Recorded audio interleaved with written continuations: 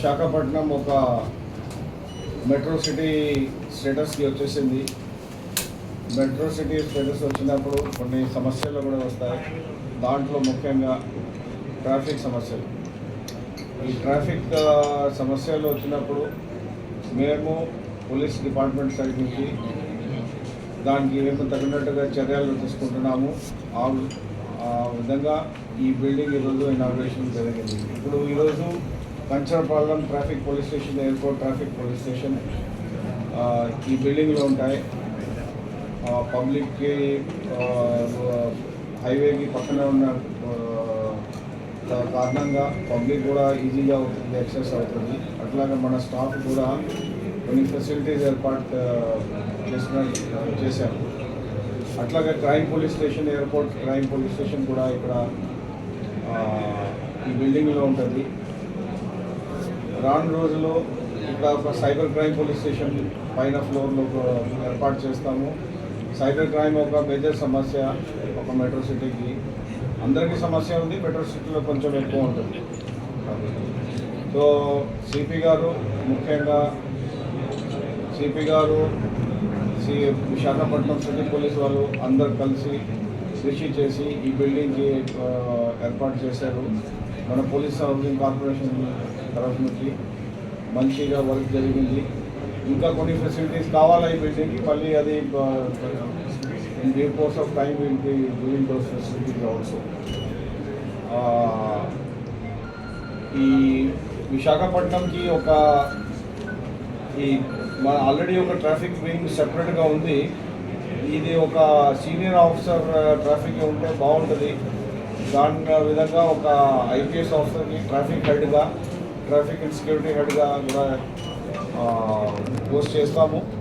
మొత్తం ప్లానింగ్ చేసుకొని సైంటిఫిక్ వేలో ఈ సిటీ ఫ్యూచర్లో నెక్స్ట్ 5 yearsలో మీరే చూస్తారు ఈ సిటీలో ఎంత ప్రోగ్రెస్ ఉంటుంది. అంటే ఈస్ట్ కోస్ట్లో మేజర్ సిటీ కలకత్తా, విశాఖపట్నం, తర్వాత చెన్నై, ఈ 3 సిటీస్ ఉంటాయి ఈస్ట్ కోస్ట్లో. వెస్ట్ కోస్ట్లో చాలా సిటీస్ ఉన్నాయి, ఈస్ట్ కోస్ట్లో 3వ సిటీ కాబట్టి ఇది మేజర్ డిఫెన్స్ హబ్గా, మేజర్ నాలెడ్జ్ సిటీగా ఇది ఈ సిటీ మారుతుంది.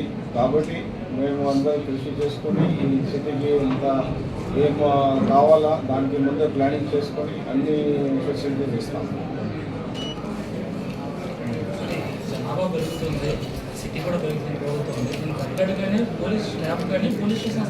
ఇప్పుడు 2 విషయాలు ఉంటాయి.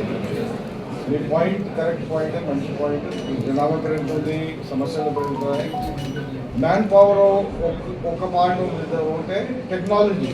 ఇప్పుడు మేము అందరం ఏం చేయాలంటే టెక్నాలజీ. సిటీకి ఏం కావాలా? ఒక ఐటీఎంఎస్ అంటే intelligent traffic management system.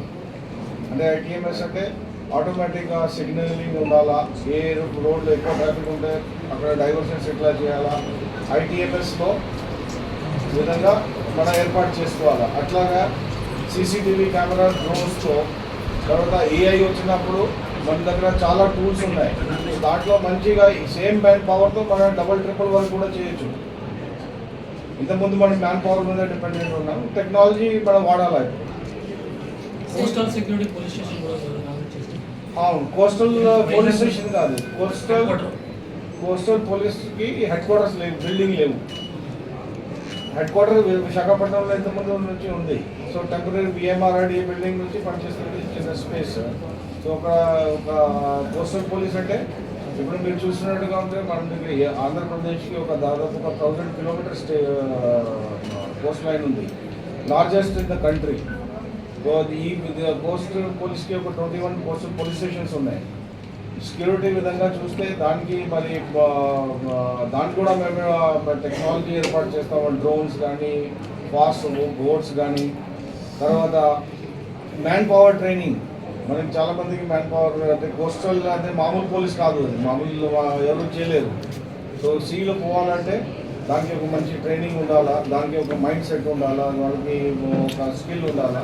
So దానికి training plus technology plus equipment, ఇది అన్నీ ఏర్పాటు చేస్తాం. సమస్యలు ఉన్నాయి, దానికి ఇట్లా తీరాలని చేస్తాం.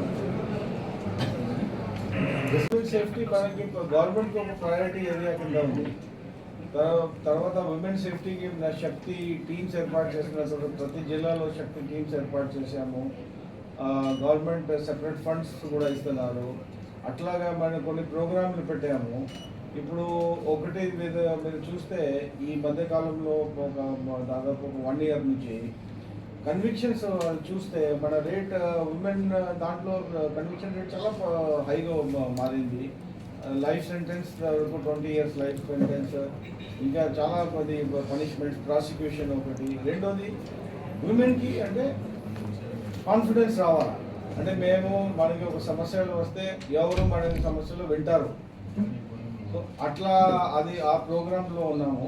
తర్వాత ఇంకా మనకి అవేర్నెస్ ఇంకా కావాలి, ఇంకా అవేర్నెస్ కావాలా. అందరు అంటే ఉమెన్ సమస్యలు ఎవరిది ఒక పోలీస్ డిపార్ట్మెంట్ది కాదు, ఏం లేకుండా గవర్నమెంట్ది కాదు, అందరిది సమస్య. ఇది కామన్ సమస్య. మన ఇంట్లో కూడా సమస్య రావచ్చు. సో అట్లా చూస్తే విమెన్ సేఫ్టీ మీద మన స్పెషల్ ఫోకస్లో ఉన్నాం.